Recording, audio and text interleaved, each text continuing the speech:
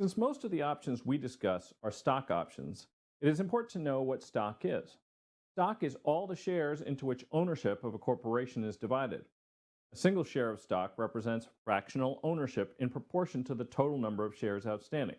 So if there are 10 shares outstanding, one share would represent 1/10, or 10% ownership.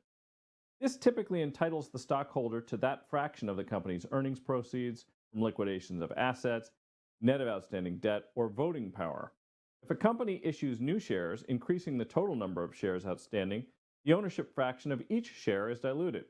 So, using our prior example, if the share count went from 10 shares to 20 shares, each share would represent 1/20th, or 5% ownership.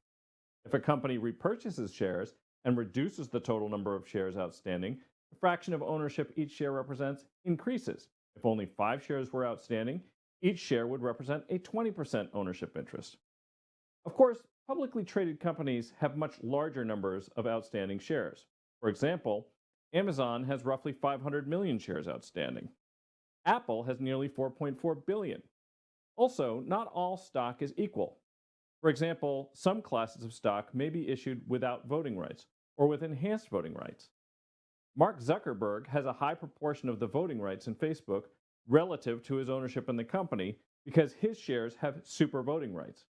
He owns roughly 20% of the company but controls 60% of the voting rights. Thus, even though 80% of the company is owned by others, his vote is the only vote that matters.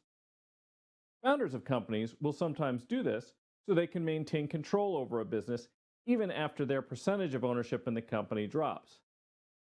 Other types of shares may have priority to receive profits or liquidation proceeds before or after other classes of shareholders.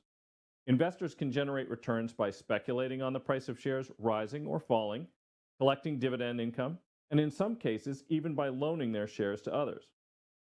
Understanding the risks and characteristics of stock is important if you wish to trade and invest using stock options.